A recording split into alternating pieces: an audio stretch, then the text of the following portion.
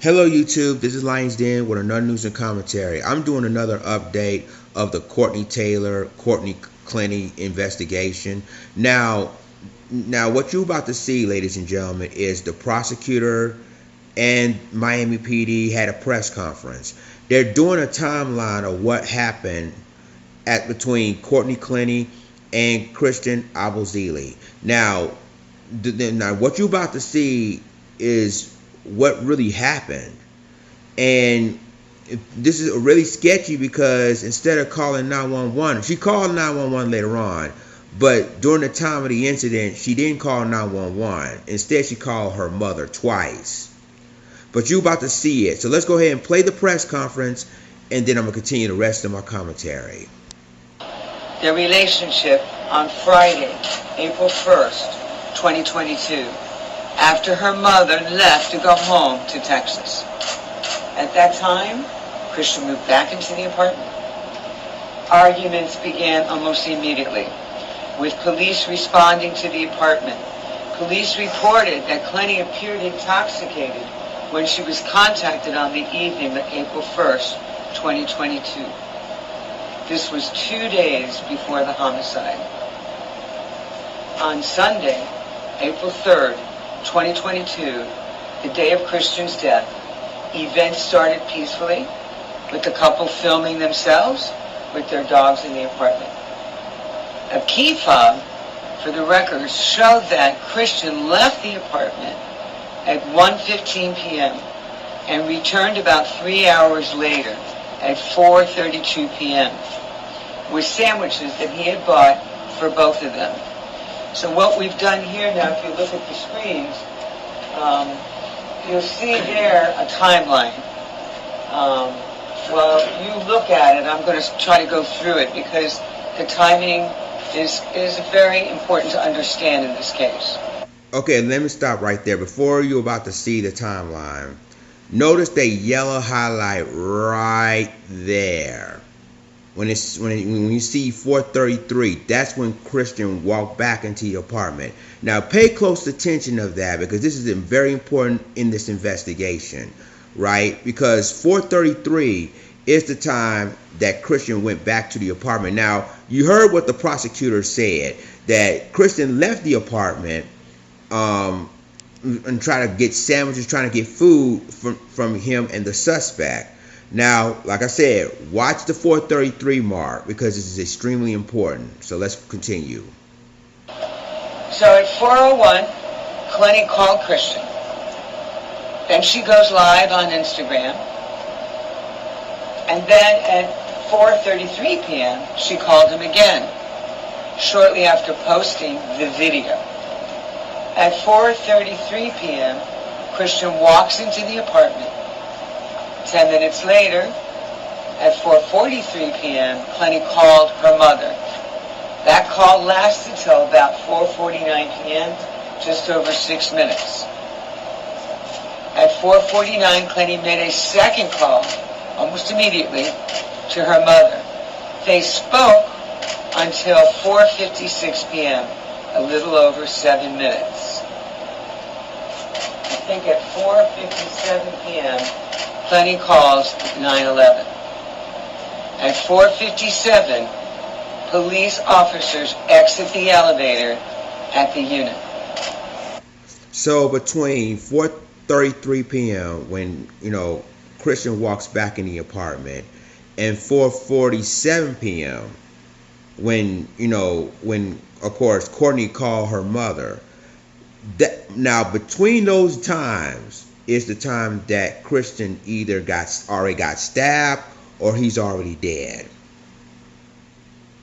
And remember, Courtney called her mother twice between those times. And then what you're also about to hear are witnesses between those times call 911 while Courtney talked to her mother. Let's continue. Christian's stabbing must have occurred between 4:33 p.m. when he returned to the apartment with those sandwiches and at 4:57 p.m. when the defendant, Clenney, called 911. Also, at the same time during that period of time, that being 4:33 p.m. to 4:57 p.m., neighbors began calling the building manager about a disturbance at the apartment.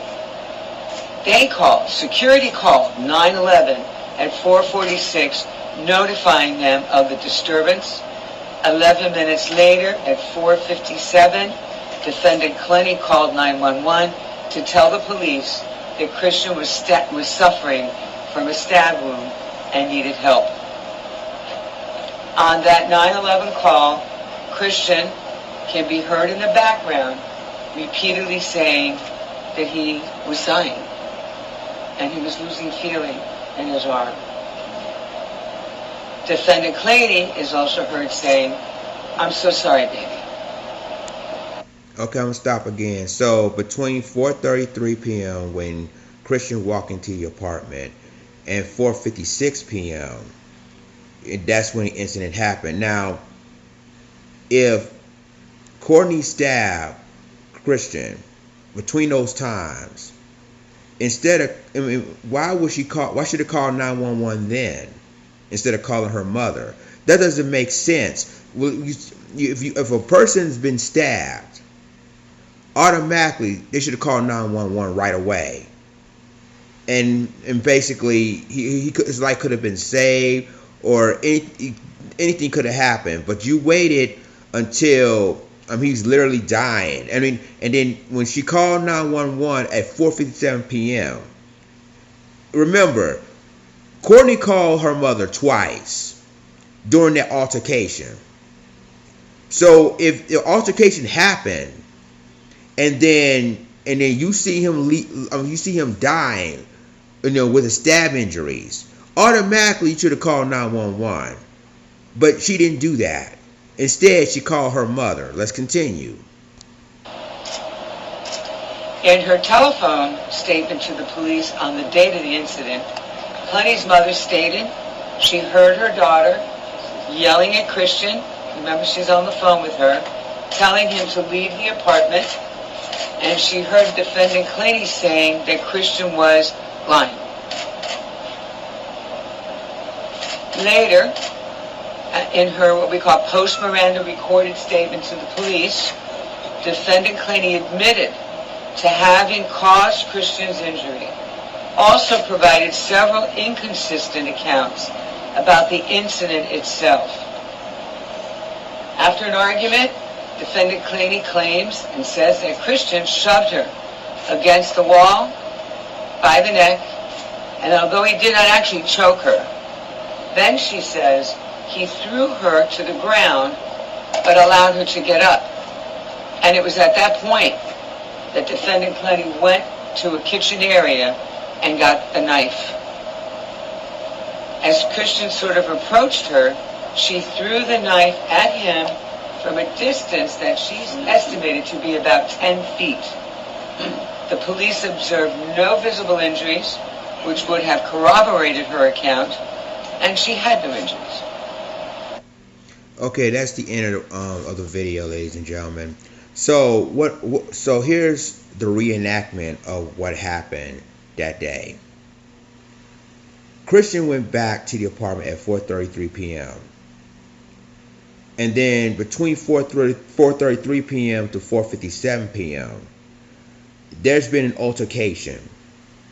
Now, before, her calling her mother, that's when I believe the incident occurred, before she called her mother. Because remember, Christian went back into the apartment with the sandwiches in his hands.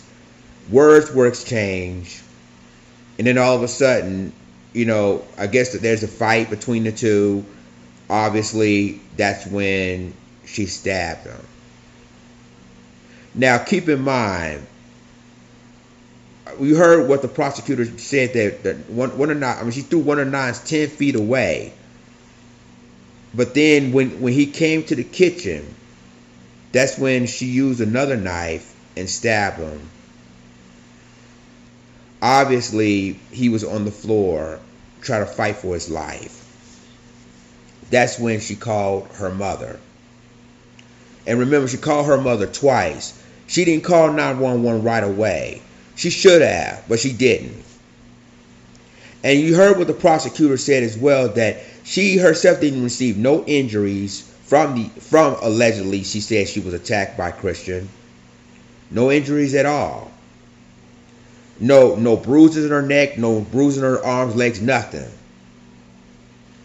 So when she did 2 calls from the mother, and then at 4:57 p.m., that's when she officially called 911. Now, you also heard what the prosecutor said too, that neighbors called a property manager complaining about screamings and yelling at that apartment.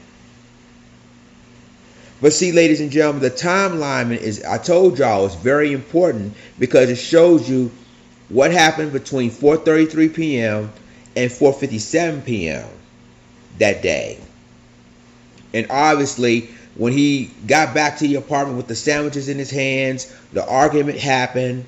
And again, the incident officially happened between 4:33 and 4:47 before she even called her mother, which means that the incident took place between the times. When she called the mother twice, I think that's when Christian's already dead. And then she probably talked to the mother, probably ask her what to do, give advice. But then if your person been stabbed, she should have called 911 immediately and not wait until minutes after you talk to your mother, then call 911. And then you heard what the prosecutor said too, that, you know, he in the background heard that, quote unquote, that Christian was telling in the background that he's dying, I need help. And her response, I'm sorry, babe. That's her response after Christian officially deceased. See, ladies and gentlemen, it took 3 months to finally arrest this woman, because everybody think it was Christian that put his hands on her, that literally choked her, and there's no evidence proving that there's no bruises in her neck or anything like that. But everybody believed, oh, you know, he did it, you know, we're not going to charge her, blah, blah, blah, let's keep it moving. It was 3 months, that was 3 months ago, until she was reportedly found in Hawaii. And then she had to turn herself in to Miami PD for that, because they know she really did murder Christian Obumseli. See, this is why I tell you, the guys, ladies and gentlemen, that the timeline is very important, because between the timeline between 4:33 p.m. and 4:56 p.m. are the times of when the incident happened. And between 4:33 p.m. and 4:46 p.m., that's when the incident happened. That's when the stabbing happened. And that's before she called her mother. So, ladies and gentlemen, tell me what you think about this video. And I'm going to tell you like this, that, again, prosecutors first did not want to arrest her. They believed her that Kristen did all of this. But the timeline is very important in this case, because it shows you what happened, what time Kristen came back to the apartment, what time that Courtney called her mother twice, and what time that she called 911, and the times between Kristen come back to the apartment and before she called her mother when the incident happened. So we're going to see the justice going to be play out at this moment. I'm glad that she finally arrested, but it also shows you that domestic violence in men is for real. It's for real. Because we always talking about, well, there's domestic violence when it comes to women and everything else, but they stay silent when it comes to domestic violence among men. So you two, let me know what you think about this video in the comments, and I'll talk to you in the next video. This is Lions Den signing off. Deuces.